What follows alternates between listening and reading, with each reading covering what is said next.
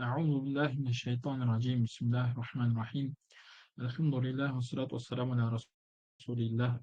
Адамдар жоқтан бар қылған құдірет күшті Аллах Тағала шексіз шүкір айтайлы. Оның сүйкімі бұл Мұхаммад саллаллаху алейхи вассаламға саламдар жана салауаттар айтайлы. Бүгін бұйырса Мухаррам айы туралы жаңадан ошол Мухаррам айындағы Ашура күні боюнча иншалла бираз сөз кылабыз. Неге дегенде биз азыр ошол Мухаррам айында турабыз. Мухаррам айынын бүгүн жетisi, эртең кыскасы 5 күнү 5-июлда Мухаррам айынын 10-у болот. Мухаррам айынын 10-у эртең 5 күнү болот,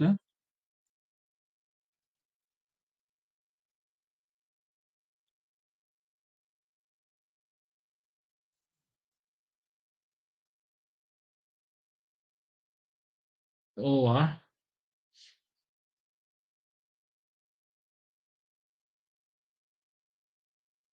Эми туугандар, Мухаррам айы деген эмне? Мухаррам айы дегени бул кадимки эле Арабтын айларынан бири. Араб айларынан бири туугандар.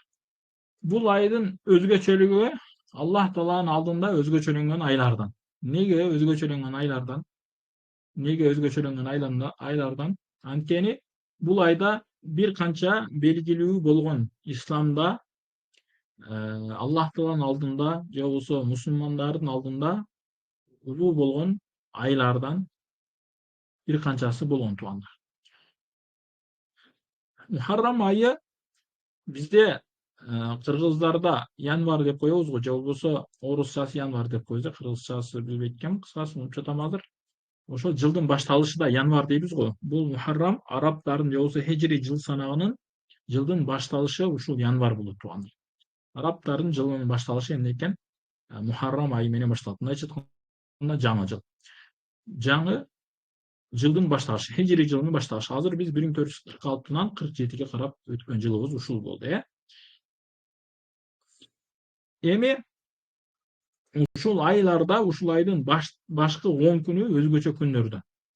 Бул күндөрдө көптөгөн окуялар болгон. Иншалла азыр ошолордун кээ бир түрүнү баягы Ашура күнү жөнүндө айтып жатканбызда ошол боюнча айтабыз. Анан бул күндөрдө пайгамбарыбыз саллаллаху алейхи вассалам көптөгөн жакшы амалдар кылганга сахабаларга айткан, же болбосо өзү ошону кылган жана да башка бирөөлөрдү ошол күндөрдө жакшы амалдарды кылууга кызыктырган. Ушул айларда. Жана дагы ушул Мухаррам айында кээ бир алымдарыбыздын айтуусу боюнча 1 жылдык амалдар көтөрүлөт Аллах Таалагачы. Ошондуктан эмне ушул күндөрдө, ушул Мухаррам айынын башталгыч 10 күндөрүндө жакшы амалдар менен алек болгон эң абзел. Өзгөчө ушул күндөрдө. Эми ушул күндөрдүн эң улугунун бири бул Ашура күнү. Ашура күнү ушул Мухаррам айынын 10-күнүгө туура келет. Бул күн 5-июлга туура келет. Азыркы биздин күн менен 5-июл күнү Мухаррамдын 10-күнү болот. 9-Мухаррам болсо 4-июл күнү, жума күнү, эртең, то есть 9-Мухаррам болот. Субота күнү, ишемби күнү эмне болот? 10-Мухаррам болот. Ошол 10-күнү Мухаррам күнү көптөгөн окуялардын ээси болгон күндөрдөн бири ушул. Бул күн Ашура күнү деп айтылат. Ашура күнүнүн Ашура болуп эсептелүүсү бир канча себептерден. Ашура күнү Ашура дегени араб тилинен ашара, 10 деген сөздөн алынат. Ошол 10-күн деп дагы айтылат. Ушул тараптан айтылат. Кээ бир алымдар жок, бул күндүн Ашура 10-күн деп аталышы Аллах Таала ушул жылдардын арасынан эң ыйык кылган күндөр бар. Ошол күндөрдүн ичинен 10-оосу өзгөчө орунга ээ, өзгөчө убакыттар дейт. Ал кайсы убакыттар десе, Аллах Таала бизге өзгөчө байрам катары же болбосо өзгөчө ибадаттарды кабыл кылына турган кылып берген Ражап айы. Бул ай боюнча алымдар эмне дейт? Бул үммөт башка үммөттөрдөн кандай айырмачылыгы бар болсо, Ражап айы башка айлардан ошондой айырмачылыгы бар дейт, улуу дейт мындайча айтканда. Шабан айы мусулмандар үчүн берилген. То есть Шабан айында да көптөгөн жакшылыктар бар. Ошол Шабан айы кандай десе, биздин пайгамбар Мухаммад саллаллаху алейхи вассалам башка пайгамбарлардан кандай артыкчылыгы болсо, Шабан айында башка айлардан ошондой артыкчылыгы бар дейт.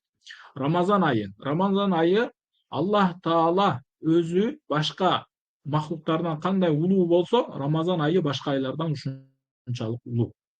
Кадыр түнү баардыгыбыз билебиз, эмне? Баардык түндөрдөн улуу болгон түн. Кадыр түнүнүн өзгөчө орду бар Аллахтын алдында. Орозо айт күнү. Бул эмне? Аллах Таала тараптан сыйлык берилүүчү күн. Баардыгыбыз билебиз. Бул 5-чи күн болду. 6-чысы Мухаррам айынын алгачкы 10 күнү. Азыр биз ошол Мухаррам айынын алгачкы 10 күнүндө турабыз. Бул жакта Аллах Таала өзгөчөлүктөрдү койгон. Пайгамбар саллаллаху алейхи вассалам башка күндөргө караганда ушул 10 күндө өзгөчө жакшы амалдарды кылган күндөрдөн.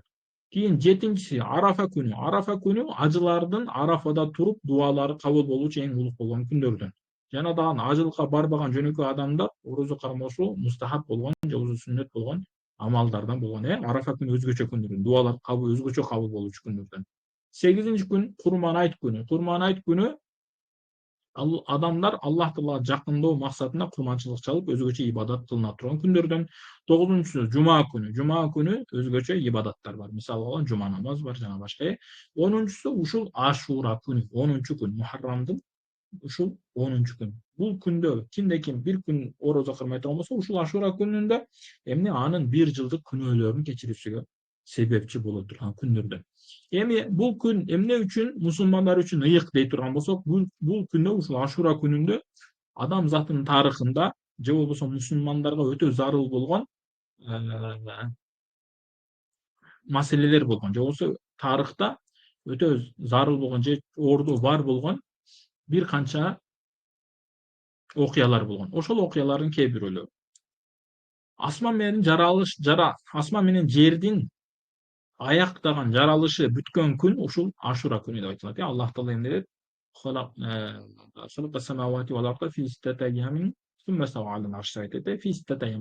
6-чы күнү ушул Ашура күнүгө туура келген дейт. Аллах Тааланын 6-чы күнү жаратылышы. То есть асман менен жердин жаратылыш аягы ушул Ашура күнүндө бүткөн деген. Бул нерселер кээ бир алымдар тараптан айтылган. Мунун канчалык чындыгы бар экендигин мен изилдеп тактап көрө албадым.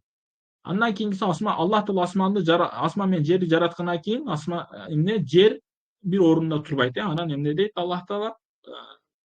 Аят маанисинде тоолорду казык катары кактык дейт. Ошол тоолор жаратылган күн дагы Ашура күнүндө болгон. Адам алейхисаламдын жаралынган күнү дагы Ашура күнү жаралынган, ушул күндөчү. Андан кийин жылдыздар жаратылган күн дагы ушул Ашура күнү. Хава энебиздин дагы жаралган күнү ушул Ашура күнү жаралынган. Андан кийинкиси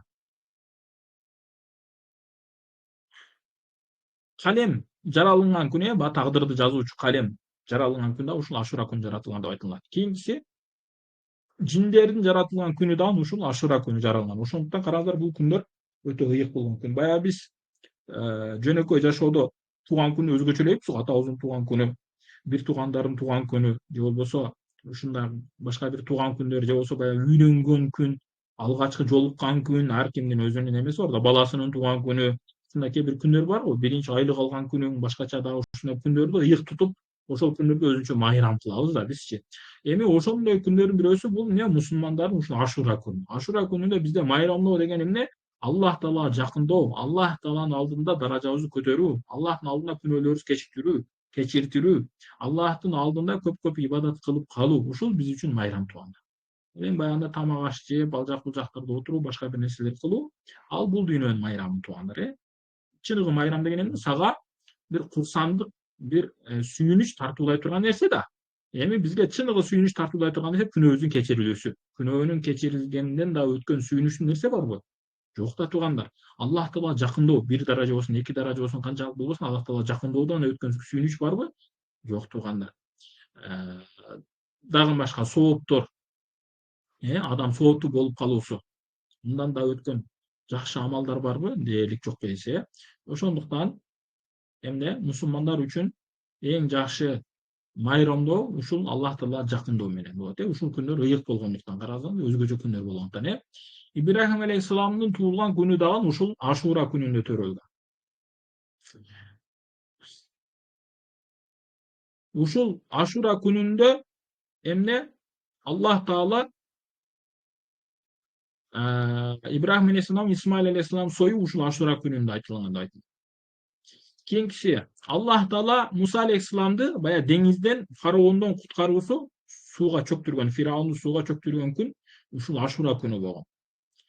Кийинкиси Иса алейхисалам асманга көтөрүлгөндө дагы ушул Ашура күнү болгон. Анан кыямат күнүндө баягы махшарда эсеп кысактын башталуу күнү дагы ушул Ашура күнүгө туура келет деп айтылат.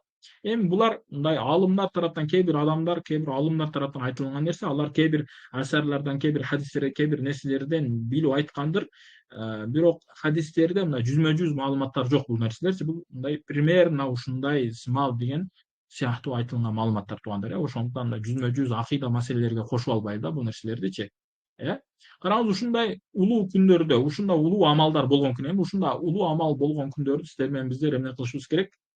Өзгөчөлөп Аллах Таалага өзүнчө жакындоого себепчи күндөрдөн кылыш керек. Жөн эле таштап койбостон же башка бир нерсе кылбастан таштап койбош керек. Анткени пайгамбарыбыз саллаллаху алейхи вассаламда айтылат эмне? Ибн Аббас радыйаллаху анху адашпасам, аз негизи хадистер келет ошол боюнча, ошондо деле айтып берем. Бул боюнча алымдардан мынтип айтат. Кимде ким ушул Ашура күнү орозо кармаса эң жакшы дейт. Эгерде орозо кармай албаса, анда бир сооптуу ишти кылсын. Мейли ошол сооптуу иш орозо кармаган адамдын оозун ачыруу менен болсо дагы дейт. Пайгамбарыбыздын доорунда бир кедей адам болгон да. Ошол кедей адам Ашура күнү орозо кармайт. Орозо кармап кечинде ооз ачайын десе, эч нерсе жок. Ооз ачайын десе, ооз ачарга эч нерсе жок. Анан базарга барып тиричилик кылайын кичине ошол ооз ачканга эми тамак аш табайын деп базарга барып, базардан да эч нерсе таба албайт, иштей албайт мындайча айткандачы. Анан бир мусулмандан, бир мындай эме болгон мусулмандан ичи тар деп коебузбу же болбосо көп эме кылбаган,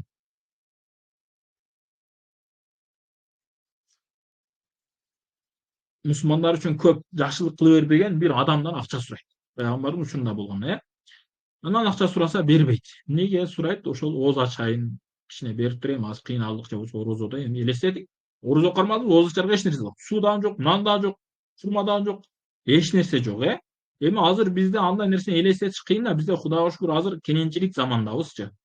Алдыңкы кездерде мындай нерсе көп эле болгон, жокчулук болуп калган, кийим таппай калган, тамак аш таппай калган, башка бир нерсе таппай калган убакыттар көп эле болгон. Ошол убакыттардын бирөөсү ошол мусулман, кедей мусулман эмне тамак аш таппай калды да.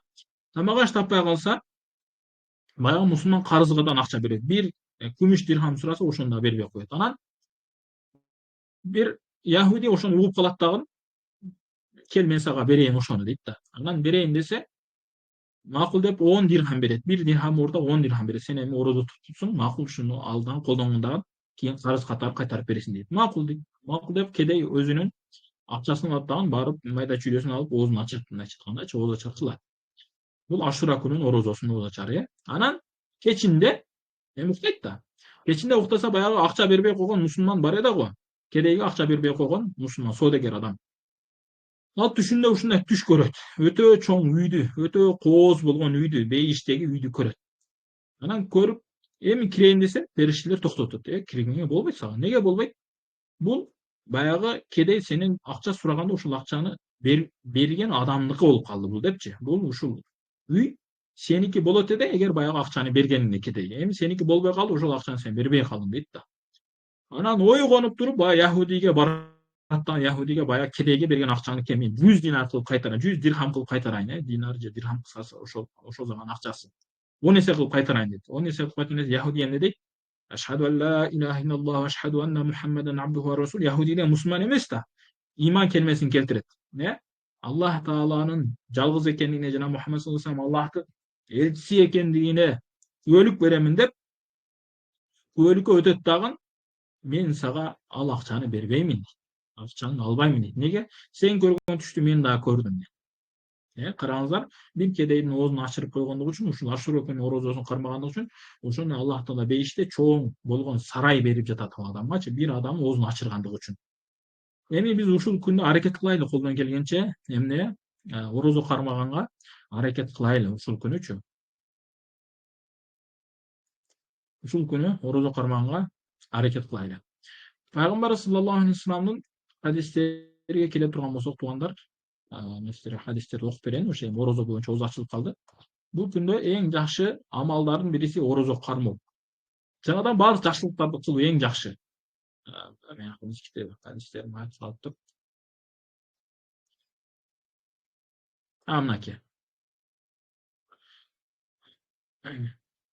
İbn Abbas radıyallahu anhu'dan kelet Su'ila an yevmil aşura. İbn Abbas radıyallahu anhu деген sahabaların içinde en çoğun bulgan alim kişi. O alim sahabaların birisi. Oşondan suraldı.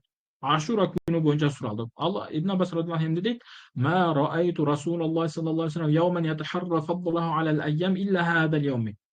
Ve hada şehr yani Ramazan." İbn dedi men Peygamber sallallahu aleyhi ve sellem'den ушул Ашура күнүн орозосуга караганда орозону издеп кармаган орозо күнүнү көрбөдүм дейт да, Рамазандан башка дейт. Жанадан ушул Рамазандын орозосуга көңүл бурганчалык, ушул Рамазан айына көңүл бурганчалык башка айларга көңүл бурбаганды көрбөдүм дейт. Мындайча айтканда Пайгамбар саллаллаху алейхи вассалам ушул Ашура күнүндө кызыгуу менен өтүп кетпесин деп изилденип карап тактап эмне кылган, орозосун кармаган. Başka hadiste Peygamber sallallahu aleyhi ve sellem aytat afdalu siyamu ba'da Ramazan şahrullahul muharram. Emne orozo ayынан кийин, Рамазандан кийинки эң жакшы орозо, эң сооптуу, эң фазилеттүү орозо кайсыл десе бул эмне Аллах Тааланын айы болгон Muharram айынын орозосу Аллах Тааланын алдында эң фазилеттүү, эң сооптуу дейт. Муну имам Муслим өзүнүн Sahih Müslim kitabında rivayet kılgan. Başka hadiste Peygamber sallallahu aleyhi ve sellem aytat: "Siyamu Aşura uhtisibu alallah en yukaffira seneten lati qablahu." Aşura günün orozosu özünün aldığınki bir yıl bolgan gününün keçirүүsүnü Allah Taala'nın aldığında ошондой болуп эсептелинет дейт. Анан бул Aşura күнү кантип башталып калды, кантип болуп калды десе, мунун тарыхы боюнча мындай окуя келет хадистерде. Бул хадис İmam Muslim özünün rivayetinde İbn Abbas Abdullah ibn Abbas radıyallahu anh'a rivayet kılat. Anne Resulullah sallallahu aleyhi ve sellem kadimel Medine fevvecedel Yahuda siyamen dep uşul hadistekile ayağına çeyin. Benim Arapçasını okuyun, sizlere Kırgızçasını okup vereyim. Hadiste kelet, yani Peygamber sallallahu aleyhi ve sellem kaçan Medine'ye hicra kılıp kelgende Yahudilerden Müslüman emas, Yahudiler Müslüman emas adatane.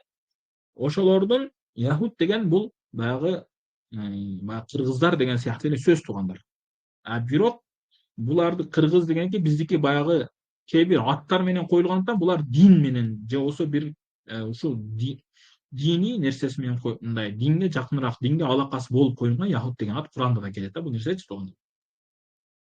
Анан ошол Яхудтар баягы бизде орустар деп коебуз. Орустар көпчүлүгү мусулман эмес, ошондор Яхудтардын да көпчүлүгү мусулман эмес. Яхудтер десек бардыгы эле мусулман кафир деп түшүнбөйлү. Яхудтардын арасында кээ бир мусулмандар бирок өтө аз. Мисалы англичандар деп коебуз, Англияда жашагандарда ошол англичандардын арасында мусулмандар бар, бирок өтө аз. Яхудтар андан да аз. Яхудтар анан исламга душмандык өтө көп. Кыскасы, ошол Яхудтардын орозо кармаганын көрөт да, неге орозо кармап жатасыңар? Ма хадал йаумул лади тасумунаху, силер ошол орозону неге кармап жатасыңар? Кыскасы, башка жерде айтат экен. Орозо неге кармап жатасыңар десе, бул күндө эмне Муса алейхиссаламды Аллах Таала Фираунун зулумдугунан кутчарган деп айтат. Фираунду сууга чөктүрүп, Фираунун зулумдугунан Муса алейхиссалам жана анын коомуну куткарган. Ошол себептен биз шүгүр келтирип, эми баардыгыбыз эле ошол Муса алейхиссаламдын эмесиге барып калабыз да. Урпактарыга дегендей эмечи, ошо коомунун адамдарыга дегендей максат. Жөнө-жөн асмандан түшүп калган жерибиз жок да. Кандай эле Адам энесинен барып такалгандай эле ушул сыяктуу. Анан Яхудтардын пайгамбарларынан ошол Муса алейхиссалам болот. Ошол шүгүр келтирүү максатында биз эмне ушул күндө Ашура күнүндө орозо кармайбыз. Peygamber sallallahu aleyhi ve sellem emne dedi فَنَحْنُ أَحَقُّ بِالْمُوسَى Biz Musa aleyhisselam'a sizlerge karaganda aklubuz jana avla minkum. Jana sizlerge karaganda bizge al nerse fazilinday avla. Fazilettүүрөөк avla dep koyete. Avla. Yani kırgızca ayta alбайсыздар, кыскасы кечиресиздер. Себеби кээ бир сөздөр уже кыргызча да унутуп баштадым. Анан ошентип Peygamber sallallahu aleyhi ve sellem Amara bi siyamihim ушул күнү орозосун кармоого сахабаларга буйрук берди дейт да. Бул эмне Sahih Muslim'de келген hadis rivayetlerde. Ошол себеп анан пайгамбарыбыз бул 63 баягы жаш өлгөн жылга туура келет. Өлгөн жылдын акырында ушул Ашура күнү орозосу кармаган. Анан башка хадис эмне дейт? Эгерде кийинки жылдагы ушул хадиске жетише турган болсок, ушул Ашура күнүнө жетишсек дейт, жетишсем дейт, анда буга дагы бир күнү кошуп кармаймын дейт. Неге дегенде, яһуттарга окшошпоштугу үчүн. Яһуттар эмне? Ашура күнү 10-чу күнү гана орозо кармайт да. Бизде туугандар Ханафи мазхаб боюнча жана дагы Ахлу сунна ва жамаатта башка Малики, Шафии, Ханбалилерде дагы адашпасам, эмне бир күнү кошуп кармаган жакшы. Пайгамбарыбыз 9-чу күнү да кошуп кармоо абзелдиги боюнча айтат да. Ошондуктан биз 9-у, анан 10-чу Мухаррамды кармаган жакшы. Азыркы биздин быйылга жыл санагы боюнча 4-чү, анан 5-чи июль күнү орозо кармаганыбыз жакшы. 4-чү июль саламдат убакыт кирүүсү менен орозого ниет кылып, анан 5-чи июлдагы саламдат убакыт кирүүсү менен орозого ниет кылып башташыбыз керек тууган. Орозого ниет кылгандан кадимгидей эле ниет кылдым, таң аткандан баштап күн батканга чейин Аллахтын ыраазычылыгы үчүн Мухаррам айынын Ашура күнүнүн орозосун кармоого. Аллахтын ыраазычылыгы үчүн деп ниет кылабыз, омен кылабыз, бүттү ошону менен. Кадимгидей эле орозонун эмес. Ошону менен күн чыккандан баштап күн батканга чейин эмне? Күн батканга чейин эч нерсе жебейбиз, орозону бузуучу нерселер кылабыз үчүн 2 күн орозо кармайбыз. Ушул орозону кармаган эң жакшы амалдардан. Жана бул боюнча толгон токойдагы хадистер бар, бирок убакыт өтө мындай тар болуп кетпештиги үчүн мен ал нерселерди айтпайм.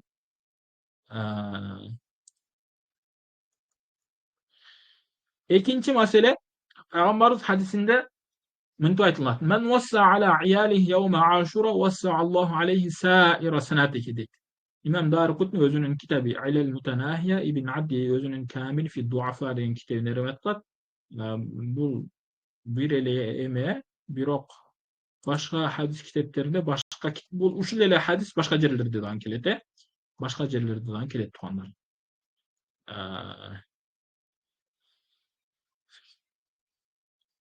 Кыскасы ушул хадис боюнча сөздөр бар, бирок бул фазилет болгондуктан бул нерсеге амал кылсак болот туугандар.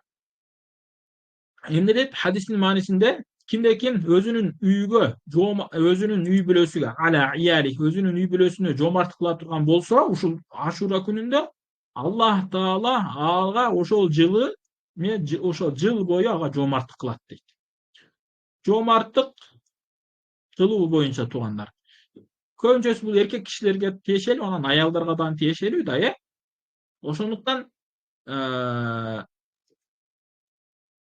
Ошондуктан эмне өзүбүздүн үй бүлөгө ушул күндө жакшыраак көңүл бурайлы, айрыкча эркектер жана аялдар, бала чакабызга дагычы. Ушул күндө балдарыбызга бүгүн Ашура күнү экен деп туруп өзгөчө тамак жасап берели. Жаңы жылда торт жасап беребиз, тууган күндө торт жасап беребиз же башка бир шириндиктер жасап берип, бир кола коюп, раскондор жасап ушинтип эме кылабыз. Эми бул күндө да ошо жомарттык кылыңыз балдарыңызгачы. Балдарыңызды мисалы алганда ушул күнү мындай өзгөчө күн экендигин билдирип, аларды бир эс алууга алып чыгып келесизби, же бир паркка алып барып келесизби, кыскасы ал нерсе өзүңүздүн чөнтөгүңүзгө карата же болбосо өзүңүздөрдүн үрф адатыңыздарга карата балдарыңызга жомарттык кылып, жакшылыкты көбөйтүү ушул учурда эң жакшы. Аялыңызга мисалы алганда, ушул күнү аялыңызга гүл бериңиз, не болуптур? Сиз күйөөңүзгө ушул күнү өзгөчө тамак кылып бериңиз, мисалы алганда, туурабы? Ата-энеңизге, бир туугандарга ушул күнү көптөн бери байланышпасаңыз, бүгүн байланышып Ашура күнүңүз менен Аллах Таала күнөөлөрүңүздү кечирсин, баарыбыздан жакшы амалдар кабыл кылсын деп ушундай жакшы маанайда өткөзгөн жакшы болот, Анткени хадисте пайгамбарыбыз айтпадыбы, кимде ким өзүнүн үй бүлөсүнө жомарттык кылса, ушул күнү Ашура күнү Аллах Таалага бир жыл бою жомарттык кылат деп. Аллах Тааланын жомарттыгын каалабайсызбы? Каалайсызбы? Анда ушул күнү сиз үй бүлөңүзгө жакшылап жомарттык кылыңыз. Жомарттык кылып, жакшылыктарды көп кылыңыз ушул күнүчү. Суфьян ибн Уяйна айтат, биз бул хадисти 50 же 60 жыл бою тажрыйба кылып келебиз. Жана дайыма жакшы жыйынтык көрдүк дейт. Караңыз, Суфьян ибн Уяйна жөнөкөй адам эмес, чоң аалым кишилерден 50-60 жылдан бери эмне тажрыйба кылабыз, жана дагы мындан эч кандай жамандык көрбөдүк дейт туугандар. Ошондуктан сиздер дагы азыртан тажрыйбаны баштаңыздар. Азыртан үй бүлөгө жомарттык кылган үйрөн. Жомарттык деген бир эле эркектен аялга эмес, же бала чакага эмес. Ошол үйдө жашаган баардык, мисалга үйдө бир туугандарыңыз болушу мүмкүн, үй бүлөдө ата-энеңиз болушу мүмкүн, чоң ата чоң эне болушу мүмкүн, тайта тайене болушу мүмкүн, башка дагы бир туугандар болушу мүмкүн, башка дагы туугандар болушу мүмкүн. Ошолордун баардыгыга жомарттык кылганды билиш керек. Мисалга алганда балаңызга ушул күнү Кур'ан китеп алып бериңиз, мисалы Кур'ан окуп калсын, балаңызга ушул күнү сүйүндүрүп алип алып бериңиз, алип окуsun же тажвид китеп алып бериңиз же жана башка ушундай бир жоомарттык кылганды билиш керек. Анткени Аллах Тааланын жоомарттыгы келүүсүнө кээ бир нерселер себепчи болот. Аллах Таала бул дүйнөнү себеп дүйнөсү кылып койду. Ошо себептерди кармануу керек. Мисалы курсак ачса тамак жейсиң. Курсагың тойгосун тамакты себепчи кылып койду. Аллах Тааланын жоомарттыгы келиш үчүн Ашура күнү жоомарттык кылыңыз, Аллах Таала сизге жыл бою жоомарттык тууган. Анан ыхлас менен ниетти туура кылып кылайлы туугандар. Бул эми дагы бир пайда болду. Кийинкиси ушул эле хадиске түшүндүрмө эми айтат бир олия киши ким эди баягы табииндердин чогунан хадисте келет эди, субханалла. Хадис китебинде кыскасы азыр ошол аалымдын атын эстей албай жатам.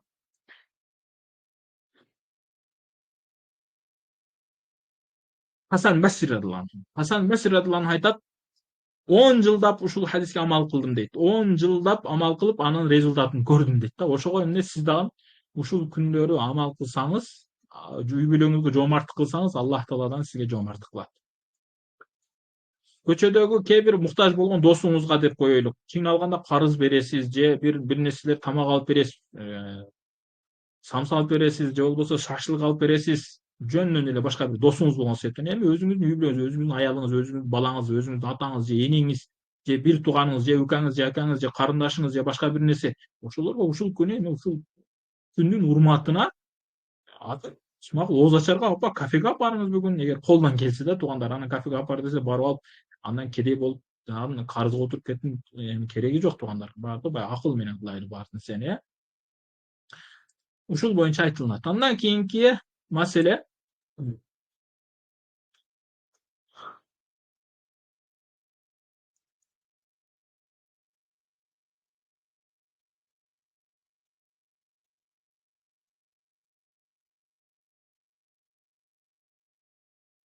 ордого ниетти айтып жөн эле. Андан кийинки бул күндө болуучу амалдардан кимде ким 70 жолу хасбуналлаху ва ни'мал вакил, ни'мал маула, ни'мал насир диye айта турган болсо, эмне өзгөчө сооптор бар бул боюнчачы. Кайсыл дуа экен? Хасбуналлаху ва ни'мал вакил, ни'мал маула ва ни'мал насир деген. Мунун мааниси Аллах Таала бизге жетиштүү, жанадан ал эң жакшы коргоочу, эң жакшы жардам берүүчү деген мааниде. Кийинки ошол Ашура күнүн кантип өткөзүү боюнча айтып жатабыз да биз. Хасбуналлаху ни'мал вакил ва ни'мал насир 70 жолу айтса эмне болот? Лам ямут тилка сана дейт. Жана ушул хасбуналлаху ни'мал вакил, ни'мал вакил ва ни'мал маула, ни'мал насир да 70 жолу айтып, төмөндөгү дуаны окуса, ушул жылы өлбөйт дейт да. Ушул жылы эмне экен? Өлүм келбейт дейт. Өлүм келбейт дегенден максат эми жаман өлүм келбеши мүмкүн. Кээ бир өлүп калса айтып жүрбөсүн бизде болот. Ал дуа кандай десе, узун дуа. Бисмиллахир-рахманир-рахим. Саллаллаху алейхи сейидина Мухаммад ва ала алейхи ва сахбиhi ва салlam. Subhanallah mil mizan wa muntaha al-ilm wa mablagh al-rida wa zinat al-arsh la malja wa la manja min Allah illa ilayhi. Subhanallah adada ash-shafi' wal watri wa adada kalimatihi tammati kulliha as'aluka salamata kullaha bi rahmatika ya arhamar rahimin деген ушул дуа. Ушул дуаны 7 жолу окуш керек андан кийин. Андан кийин дагы башка дуалар бар. Мисалга алганда, Ашура күнүндө өзгөчө окулуучу дуалардан айтып кетейин. Өзгөчө кылынчу дуалардан айтып кетейин. Эгер арабчасын билсеңиз, арабчасын кылыңыз. Болбосо кыргызчасын кылсаңыз да иншалла Аллах Таала кабыл кылуучу жоомарт беришин заттардан.